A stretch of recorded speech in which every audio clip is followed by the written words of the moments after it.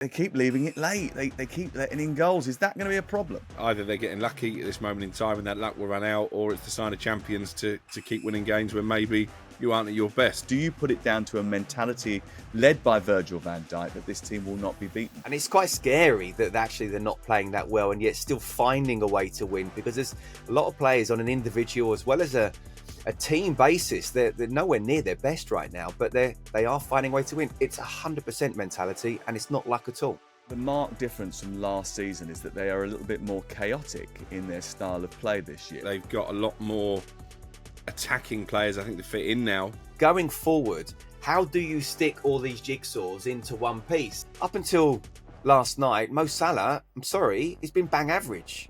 But at the same time, he still finds a way to score goals. What's the impact on Ekitike of Isak's arrival? Because he dropped to the bench last night.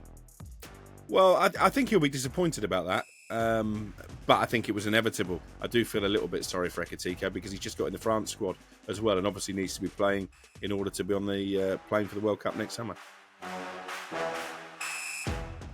It's Premier League All Access with me, Sam Matterface, and talkSPORT's chief football correspondent, Alex Crook. Benfica legend Scott Minto is here too. What a week of midweek European action. It was absolutely sensational, wasn't it?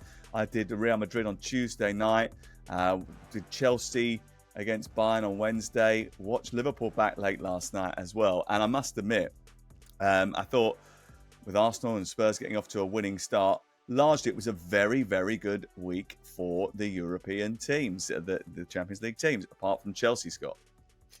Yeah, and I actually saw a lot of positives there. We can talk about them more a little bit later on. But look, they're back in the Champions League for the first time in a few years, and they're playing Bayern Munich, who that could easily be a semi-final, going to Munich in the Champions League. So that's a difficult first game. I saw enough positives there, but generally speaking, yeah, absolutely. Look, Spurs, I was listening to you guys and it sounded like they sort of spluttered over the line, but really just was in second gear.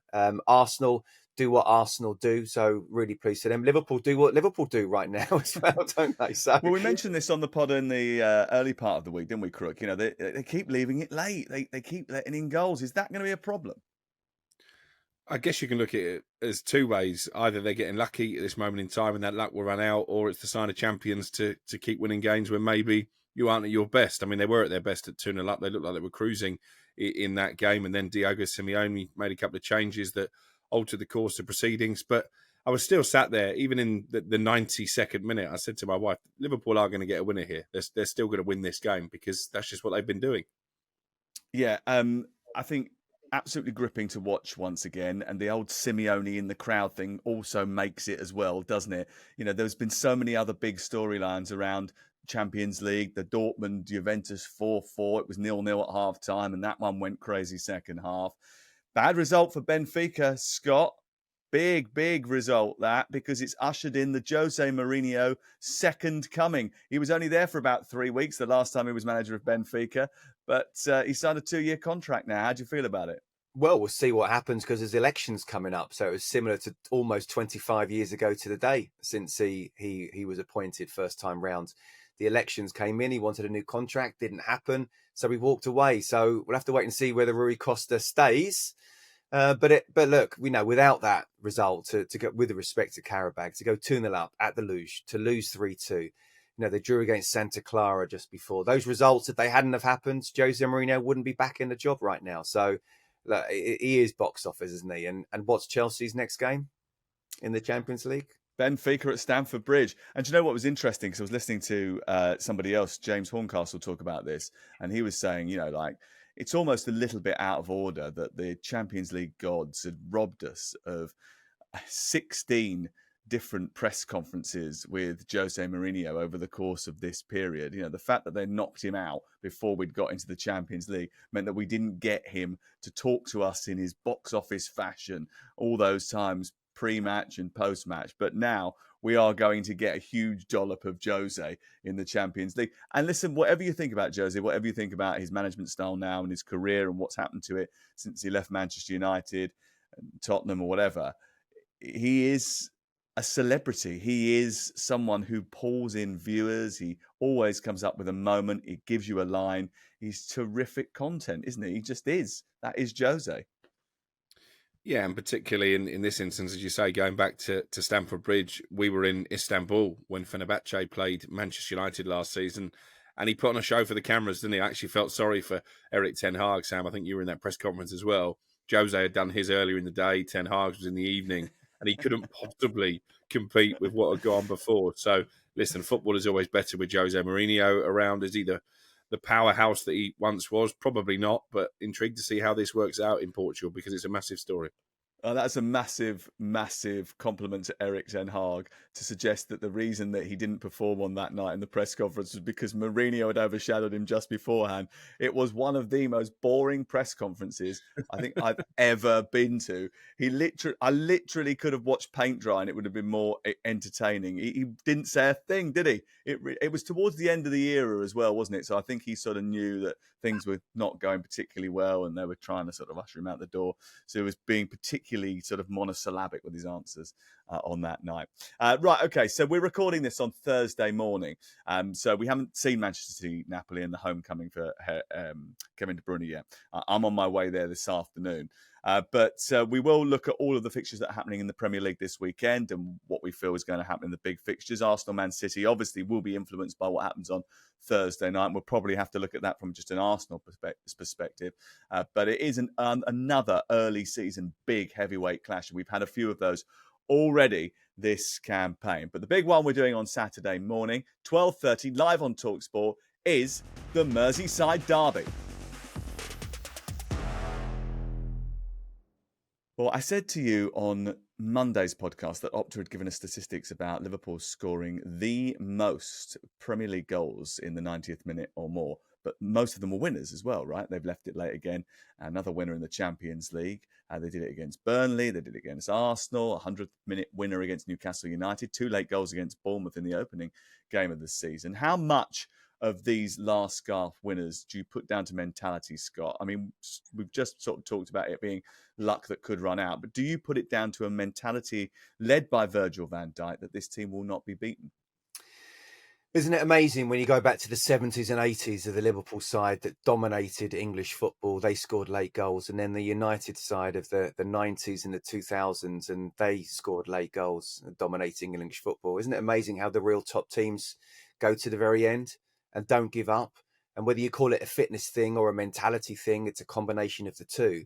They absolutely give it until the very end. And, you know, look, in terms of the Atletico game, it's a set piece. So Simeone would be really disappointed with that.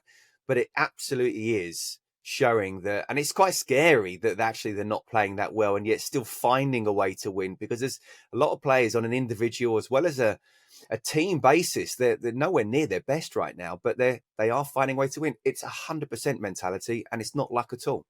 Do you think that the marked difference from last season is that they are a little bit more chaotic in their style of play this year? Because I think when we were talking about Liverpool last year, I mean, even Crook, you were saying, well, they're all right, they're not great. But was actually their greatness born out of the fact that they could almost sort of efficiently ball their way through games? They could manage their way through football matches. And now it feels a little bit more sort of topsy-turvy. Yeah, and I think that's partly due to the influx of players they've had. They've got a lot more attacking players, I think, to fit in now. Florian Wirtz has to play every week, and I thought actually it was probably one of his better performances since joining Liverpool last night, because he's yet really to justify the price tag. Obviously, Isak got through, 60, 70 minutes and looked pretty sharp. Mo Salah was actually somewhere near his best, and you wonder if that was the presence of Isak. Mo sort of saying, hold on a minute, fella, you might be the most expensive player in British history. I'm the main man around here. So I did think it was, for the large part, a better performance last night. But I take your point. I'm still a little bit concerned about Jeremy Frimpong defensively, and that causes issues. Obviously, Kirk has started on the bench as a result of being substituted early at the weekend. So they are a team this season that I think can give the opposition more chances than they did last year. What's the impact on Ekitike of Isak's arrival? Because he dropped to the bench last night. Well, I think he'll be disappointed about that. But I think it was inevitable. I think you said it, Sam, when we were talking about the Fantasy League, and you're one of those who's got Ekitike in his team, that Isak is going to play, isn't he? You can't spend that type of money on a player and not put him in the team. And if we know that, Ekitike will know that. He snatched at a chance late on, should have made it 4-2. Maybe that was a result of the pressure that he's feeling.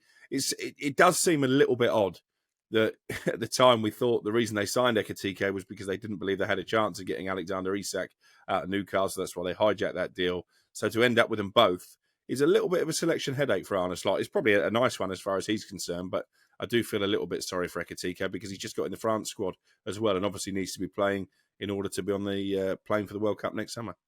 Well, what's fascinating about going into a derby game like this is if you've got an influx of new players, a lot of them have never experienced it before. Now, obviously, there's a core of Liverpool players that know very well what the Merseyside derby is all about. But for Isak, bit different for him, bit different for Florian Wirtz, bit different for Ekitike and Kirkej, if indeed they are selected for this game at the weekend. Focus a little bit on Wirtz for me, please, Scott, because he hasn't got a goal or an assist so far. He did play much better in the game on Wednesday night. And there have been flashes, and I don't subscribe to the view that he hasn't played well at all since he's been there. But is the pressure starting to come on to him from outside? They want, the fans, the media, they want to see something from him. I don't think it's necessarily coming from the fans. I think it's coming from the media, but the media just want to jump on everything, don't they? Look at all this money that's being spent, and this guy hasn't hit the stats of goals and assists. And look, I mean, he was very, very good in pre-season, but I always say, the real stuff starts at the start of the league season, and he hasn't been quite the player as yet. But Sam, it takes time. It's going to take time for him to bed in. Some people can go straight in and look as if they've been there for years. Other people look as if they just take a little bit of time and get used to not even necessarily the football side of things, but living in a different country. His English is very good, but still, regularly speaking a different language, eating different foods. All these type of things can affect a person as well as a footballer. So, look, again, he's another one. I mean, look, up until last night, Mo Salah, I'm sorry, he's been bang average. But at the same time, he still finds a way to score goals. It's Mo Salah we're talking about. He's, a Premier League great. So even he is not playing particularly well. And yet, Liverpool are winning. So it takes time. But it's going to be fascinating to see how he does fit all he's in. Because we were talking about Mark Guehi, and they're still vulnerable defensively, or they're still conceding goals. Going forward, how do you stick all these jigsaws into one piece? Now, there's 4 competitions they're going to be playing for. I do think there's going to be enough time and minutes and finishers, whatever you want to call them, coming off the bench to make a difference. And if you are going to get to the very end of Premier League and Champions League, then you need to have those options and strength in depth. But you still got to try and find the blend. And for me, the blend isn't quite there, because you're absolutely right. Last season, they were almost like a boring Pep's Man City, where they were finding a way to win and winning, almost looking in second or third gear. This season, it's not happening. And that's because these new players are coming in. So, listen, we're all enjoying it, aren't we? Because there's lots of goals when Liverpool are playing. Yeah, and it should be a good game, because it always is a good game in the Merseyside derby, because there's that extra little bit of upped ante, extra bit of atmosphere, extra bit of edge. Everton have been riding high after the opening round defeat to Leeds, and that was a pretty insipid performance. But Jack Grealish has certainly given them an injection of creativity. And I wonder whether or not they can take advantage of Liverpool, who played in midweek in the Champions League and have to play early. We know that Jurgen Klopp never used to like that, Crook, but Arne Slot won't moan about it. He hasn't so far. He might do if they lose this game. I think this is really intriguing, because, as you say, the form that Everton have been in since the first half against Leeds on the opening day. They were dreadful in the first half, improved in the second. Obviously, the arrival of Jack Grealish has given them a real lift. I think Kiernan Dewsbury-Hall actually has been a decent acquisition as well. I'm pleased for him, because it was a pretty wretched spell that he had at Chelsea. So I think Everton are capable of going there and seizing upon this chaos, to use your words, that seems to have engulfed Liverpool defensively, and maybe getting a positive result. Obviously, the big caveat to that is their record at their record at Anfield over the last X amount of years is far from impressive. Liverpool have lost just one of the last 28 home games against Everton in all competitions. In fact, Everton have won just 2 of the last 29 Premier League Merseyside derbies at both venues, and they've actually failed to score in 5 of the last 7. But it is a little bit of a different Everton now. David Moyes has done a good job, Scott, hasn't he? He's done a great job. You took the mick out of me for name dropping when I said I did a Q&A with him a couple of weeks ago. But he was, honestly, it really feels like the fans, the manager and the players. And while he was disappointed that he didn't feel he got all the players that he wanted, and at this moment in time, he's not quite able to attract the players that he believes are European football worthy, it feels good at the moment. You know, the new stadium, players like Jack Grealish coming in, Dewsbury Hall, Crookie's right. Oh, I actually thought, even though he didn't play many minutes for Chelsea, I think he would have learnt a lot about how to conduct yourself, both on and off the pitch, how to win trophies. You know, he was part of a very successful season last season. And Jai on the other side as well. You know, maybe they haven't quite got the goals of the strikers up front that can guarantee you that, but you know, he's got a good blend there, David Moyes. It's not just a difficult side to beat. There's a sprinkling of quality there too. Yeah, and they've actually performed really well away from home over the last little while. If you go back over their last 11 games striding the summer, they've won 6 of them. And that's as many as they'd won in their previous 30 combined. There has been an uptick in form under David Moyes. And I know that you were touting yourself as a possible set-piece coach when you were with him. But they're also doing a very good job from dead ball situations. That is a huge game, 12:30. And actually, the current set-piece coach for Everton, I believe he's still working there. Charlie Adam is going to be our co-commentator at the weekend. He's going to be with us, former Liverpool midfielder, worked for Everton as well. So he's got a foot in both camps, and he's going to be doing the commentary with us on Saturday lunchtime. Looking forward to that. That's one big game of the weekend. Let's move on to another one. Arsenal against Manchester City.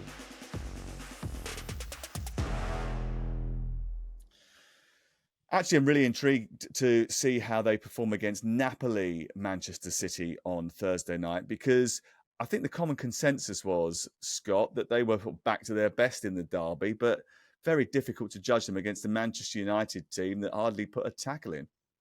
Yeah, I mean, look, with the greatest respect again to Crookie, you know, you can't judge really, can you, a Manchester City team as whether they're back. And it just goes to show the world we live in right now. You know, after Wolves, they're going to be Premier League champions, back-to-back defeats. Pepper's gone, a ridiculous comparison to staying too long in the Premier League as Arsene Wenger.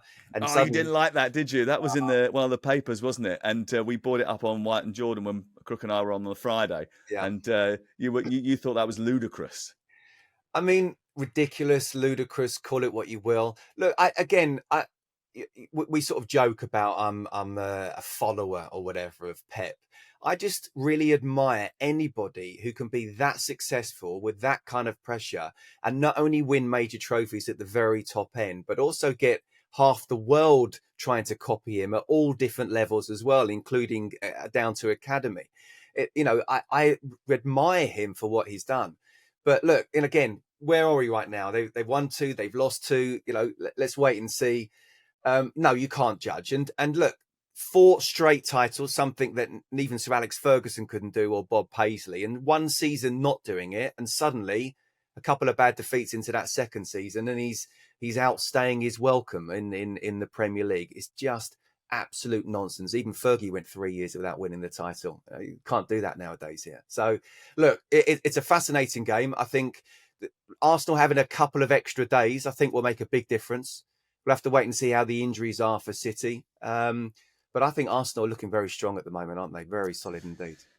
It'll be interesting to see how the Arsenal injuries clear up as well, because they keep picking little ones up here and there. I thought they were pretty efficient in their game against Athletic Club on Tuesday night, but they were much criticised by the fans, media, for their approach in the Liverpool game earlier in the season when they were accused of being too cautious. Will that be on the mind of Mikel Arteta going into this game? And do you expect a similar approach, Crook? I don't think he'll be influenced by the outside noise. I think he's too confident in his own beliefs for that. But I am intrigued to see the difference in approach to playing one of the big guns at home to what they did at Anfield. I personally thought he was too cautious with his team selection. I think they could have been a bit more attack-minded against this Liverpool side that aren't defending particularly well. Okay, it took a moment of magic from Szoboszlai to beat them, but it did feel like an opportunity missed. And I think it's going to be so tight this season between Liverpool and Arsenal, and probably Manchester City as well. I do think it will come down to those three, that these head-to-head games are going to be massive. And obviously Arteta, over the course of his Arsenal career, has struggled against City. That has changed a bit in the last couple of seasons. And I would expect a more front-footed approach. But I just wonder if that City performance against United may have struck a little bit of fear in Arteta, because you're right, we don't really know whether City are back or not, because you look at the substandard opposition. But it was impressive. And, I think Erling Haaland in particular is looking much, much sharper than he was at this stage last season. That will be a concern for Arsenal. 4 goals in 6 Premier League appearances against Arsenal as well, Erling Haaland. He does have the feel of someone who fancies himself this season. He looks leaner, he looks sharper, he looks like he's got his edge back. At times last season, it felt that he was carrying a little bit of an injury, and that caused him 1 or 2 problems. Arteta had the propensity to bring off different players in the game against Athletic Club and replace them with other wonderful talents. Martinelli came on, made a massive impact. Trossard came on, made an impact. And that shows the depth of their squad too. And actually, I was going through the City squad ahead of the Thursday night game and looking at the Arsenal squad, and actually player for player, it's nip and tuck as to what you think is the better overall squad, Scott. Fascinating. I mean, I think you've got a City squad that's full of talent, great passing, and we'll have to wait and see again how they can blend, because it is a new empire for Pep that he's trying to build. Whereas Arsenal have been here for a good few years under Mikel Arteta, and actually it's just a little bit of sprinkling that they needed, and they've got that now. They've got the striker, they've got the number 9, and they realised after a couple of games, let's play like we've got a number 9 and not carry on playing how we were playing last season. You give him the opportunities, he sticks the ball in the back of the net. You got someone like Eze to come in as well. Madueke, who I'm a big fan of, and is playing really, really well, to the point where, and the biggest compliment I can give him, that Saka's not being missed at this moment in time, as much as you want him fit. So I think Arsenal, in terms of pure strength, I think Arsenal nudge it. In terms of talent, it's definitely a good question. Do you know what? It's really interesting, isn't it? Because Manchester City really struggled after European games last season. I think they lost 5 of the 7 Premier League games that immediately followed a European match in midweek.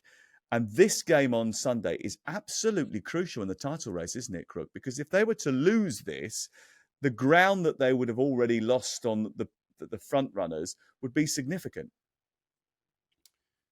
Yeah, they'd be 6 points behind Arsenal, which even at this early stage of the season, I think is a huge chasm. That was why last weekend was so important, because we got the stat, haven't we, that no team since 1993 have lost 2 of their first 3 Premier League games of the season and gone on to win the title, as City have. So yeah, I think there's probably more pressure on City, and that should make for a good game, because I don't really think they can afford to go there, City, and defend for a point. They need all 3 to get themselves, right back in it with Liverpool and Arsenal.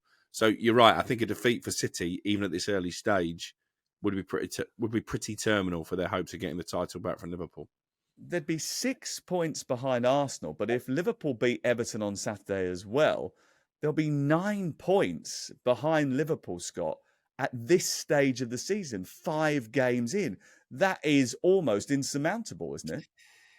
Do you know what? It's crazy, isn't it? And when I sort of looked at that question and I thought, we're mid-September, you can't be saying that. But then you look at how ruthless Liverpool are. And obviously, if Arsenal beat City, that's the 6-pointer there. So you're not just looking for to try and get past Liverpool, but get past catch-up Arsenal.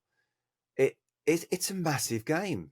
It is an absolutely massive game for Manchester City if they want to win the title. And the way that modern day football, now you almost start straight off. You don't get to March and then the season starts here. And you've lost the title by March if you haven't got very close to them. So it is an absolutely massive game. And you know what? For many reasons, I fancy Arsenal. I really do. I think they're in such a good place right now. I think they're much more solid than City are. They've got the extra 2 days off. Which has got to be a massive benefit, hasn't it? Massive. Because, look, and that's why I'm interested, again, we're talking ahead of the game tonight, what the team selection would be. Because he has to think we can catch up. I know obviously what happened last season with Champions League, and they were in the playoffs in the end and they lost. But I generally think what I saw, Chelsea would be absolutely fine. With City, the biggest game this week is the weekend. It's not this Napoli game. So fascinated to see team selection. Well, I thought Chelsea were a little bit naive, actually, in their Bayern Munich game. I thought they were taught a little bit of a lesson about the harsh realities of the Champions League, and that if you lose concentration or you make bad decisions, you get punished in that competition by people who are ruthless and experienced. And the one thing that Chelsea certainly lacked was any sort of Champions League experience. And this is a new Manchester City group. The experience has gone in some senses, in the fact that, De Bruyne has moved on. Obviously, we've had a clear out prior to all of that. You've got Bernardo Silva still there, and there are still some players that obviously won the 2023 Champions League, but it is a different Manchester City. There's a lot of younger players that have been pushed into that lineup as well. And I just wonder whether or not, they're in a situation on Thursday night playing Napoli where they can't really afford to lose. You can't afford to lose any game. And that is where we are with football, isn't it? I was talking to someone yesterday about West Ham and what they're going to do in the future and how they're going to sort of resolve their issues. People can't take liberties in the Premier League and the Champions League. It is the best of the best. Every game, every minute, every second, you have to be on your A game. If you're not, then you will get punished. You will get your backside handed to you. It happens. That's how high the level is in both those competitions. And if you're operating in both, you've got to have one hell of a squad and be able to rotate as much as maybe Liverpool didn't this week. They've brought in some of the older and experienced ones, but as much as Chelsea did. Chelsea changed 6 players from their game at the weekend. So I don't know. I think it's fascinating. These big teams can't take their foot off the gas, can they? Right, let's get stuck into Crook's specialist topic now. Manchester United, they've got Chelsea next. What's his name, Crook? What's his name? What's the goalie's name? Go on, tell us. Well, I think I've pronounced it about 16 different ways over the course of the summer, but we're told it's Senna Lomons. Well, he did tell us, so I'm guessing he knows how to pronounce his own name. It will never catch on. It's not like Scott Minto, is it? Like, if Scott Minto says it's Scott Minto, right? Senna Lomons is what he said to the Manchester United YouTube channel. No midweek game for Manchester United. Chelsea went to Germany and lost. Look, Chelsea's record at Manchester United is nothing short of shocking. I think the last time they won there, 2013. It's one of the most drawn games in Premier League history. It always ends up 1-1, 2-2 or 0-0. So, Crook, are your team going to get a point this week? Well, listen, if you'd asked me full-time on Sunday, it would have been an emphatic no. But there are some things in United's favour. The fact that Chelsea have had a difficult trip to Bavaria in the Champions League. The fact that United have had a whole midweek to prepare for this game, although that hasn't really set them in great stead over the course of the season so far. And as you say, that record at Stamford Bridge will give Ruben Amorim cause for optimism. But you talk about managers needing results and teams not able to take the Premier League for granted. I think he's in that position now, Ruben Amorim. He has to be in the last chance saloon, despite the fact we're being told by the hierarchy that they're still behind him. We're starting to get those whispers out the dressing room now that certain players are not buying into his system and are losing faith with the philosophy. And there's 3 big games for United either side of the international break. This one, then they go to Brentford, who, as I said in the last podcast, hands up, Keith Andrews has surprised me. I think they're a much better team than I expected them to be after what happened in the summer. And then Sunderland at home, who are really well organised. So big games these.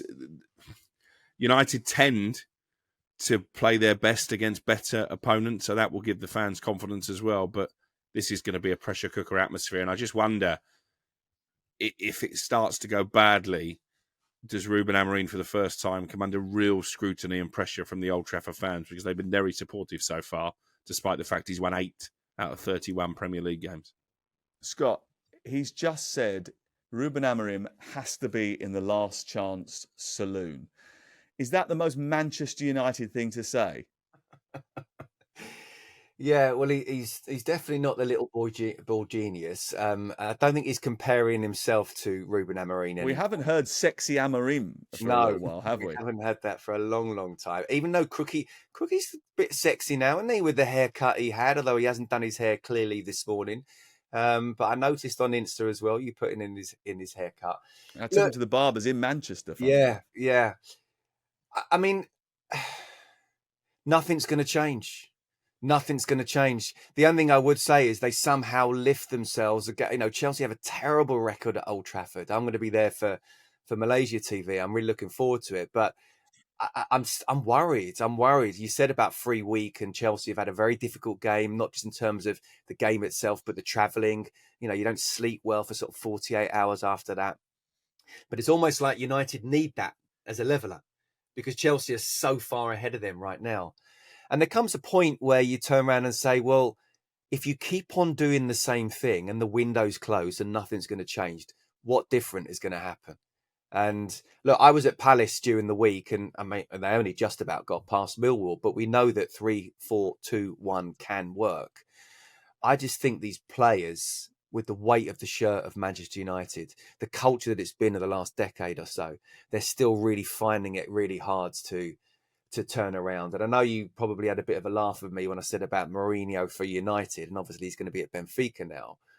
You need someone really, really strong at the helm, who's also given, which he wasn't first time round, proper authority to deal with it. Because at the moment, Ruben Amorim is all he's got to fall back on is that system he had at Sporting, and Sporting in Portugal is different to Manchester United in the Premier League.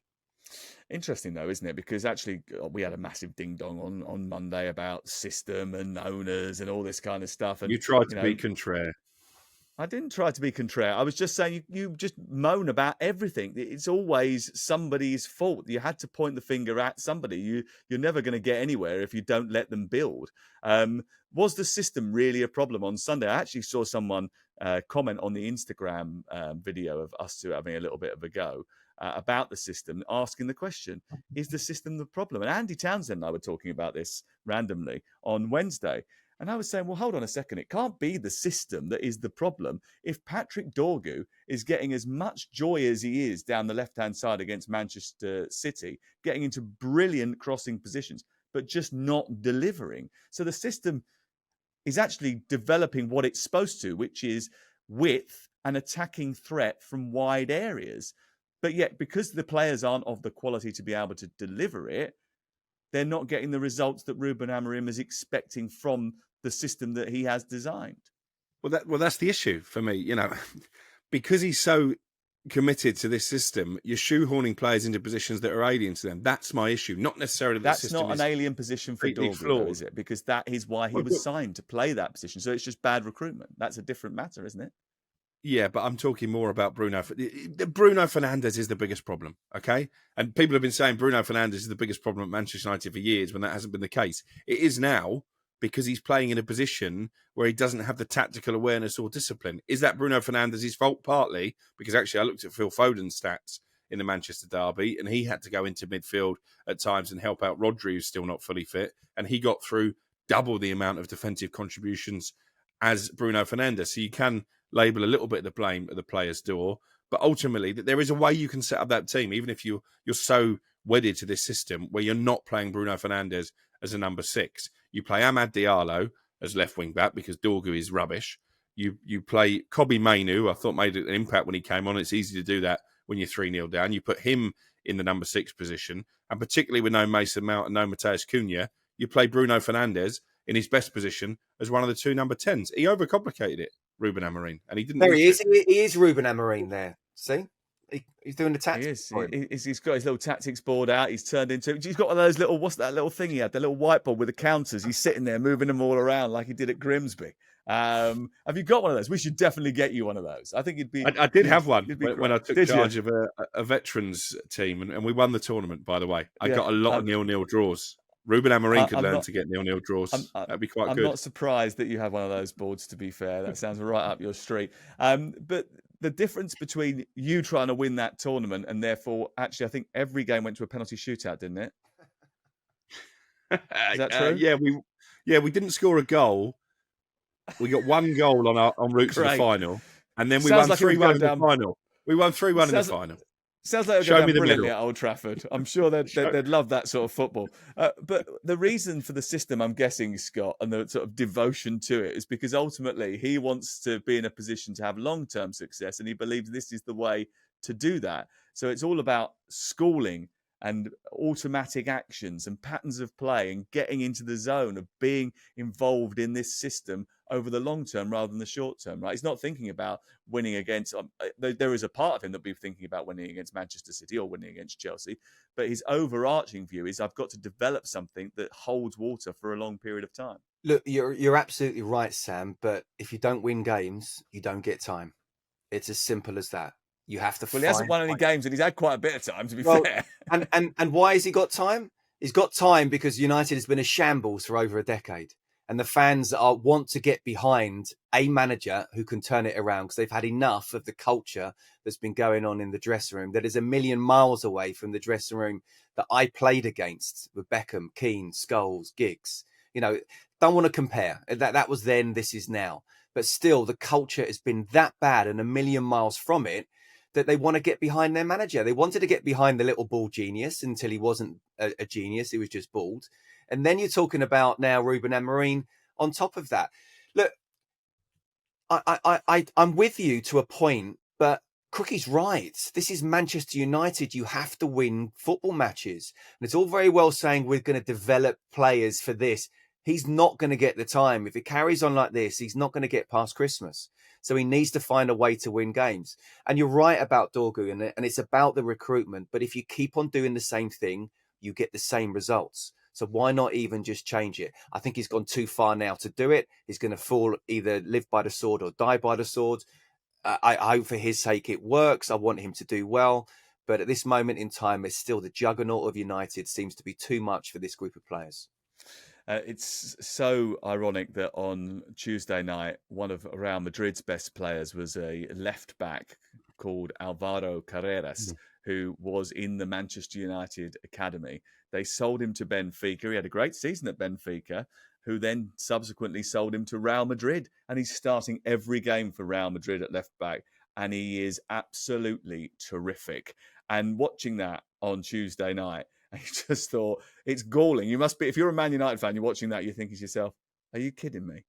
And they had a buyback option on that player as well and decided not to use it, having already signed Patrick Dorgu, who, as we've already discussed, is floundering at the moment. I said on Inside Devils, the United YouTube show that we do at talkSPORT on Tuesday, that he needs to make 5 changes in this game for me. The goalkeeper, I think, is a no-brainer, and I do think he's caused a lot of his own issues by putting his faith in Altay at the start of the season anyway. I think Luke Shaw needs to come out and Harry Maguire to start as one of those 3 centre-backs that he's clearly going to play. Dorgu comes out of the team for me, and as I say, I would play Amad Diallo as the left wing-back. Mazraoui was poor in the derby.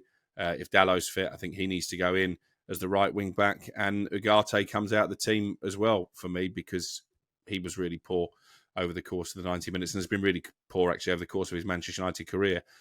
He doesn't usually make 5 changes, but I think he needs to make a statement.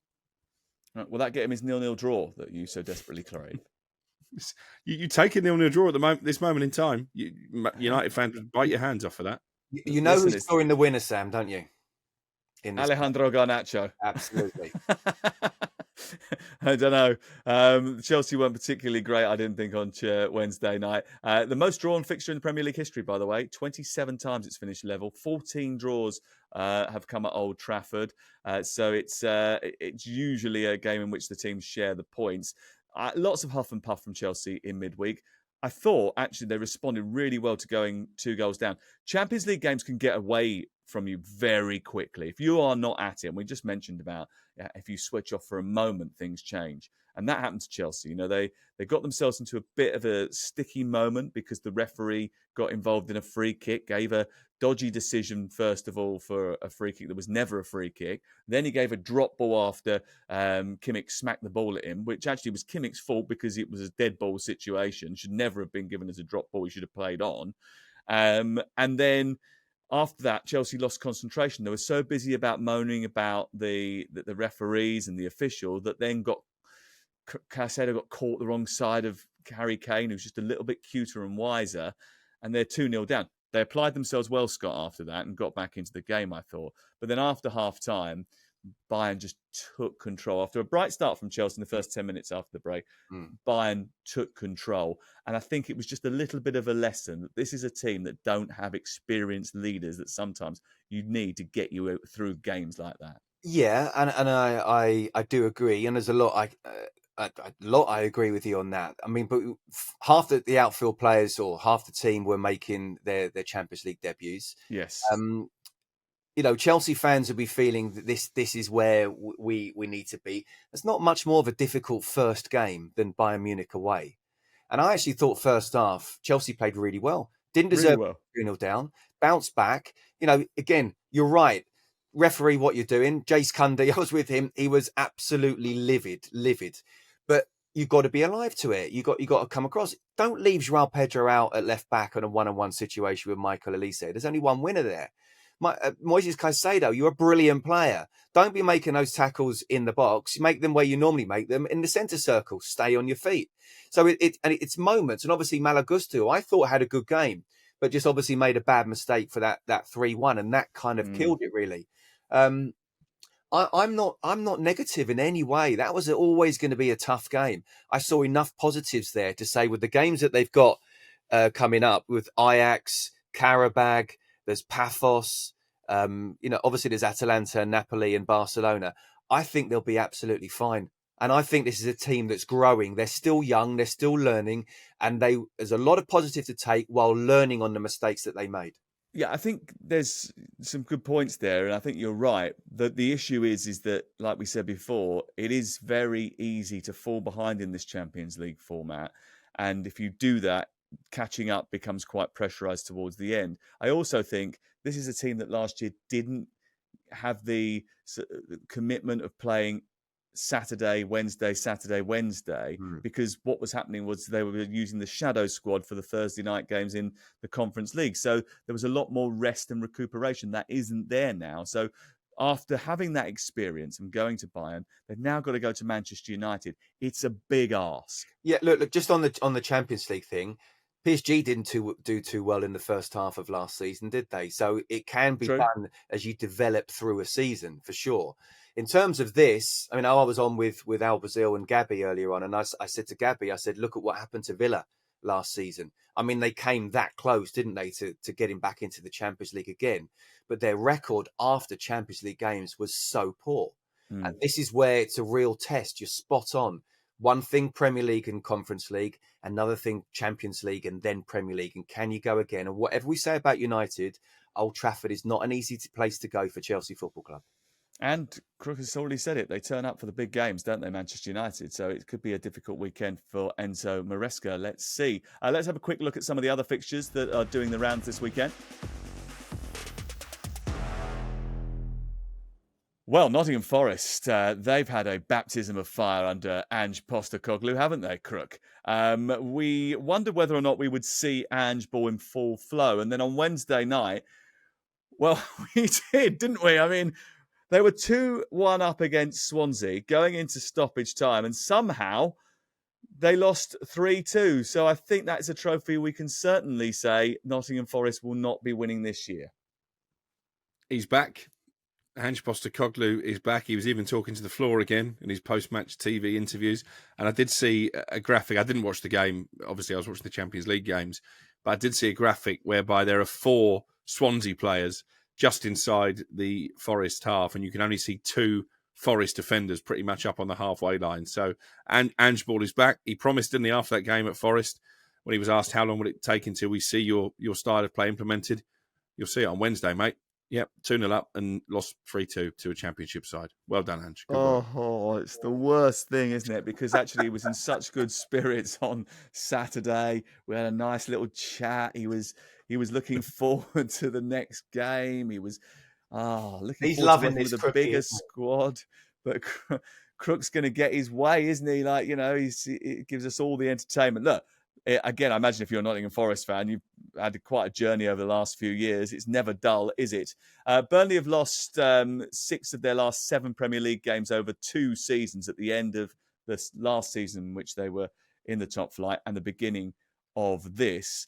They're not going to make it easy at Turf Moor for Nottingham Forest, are they, Scott? It's going to be difficult for Forest to break them down.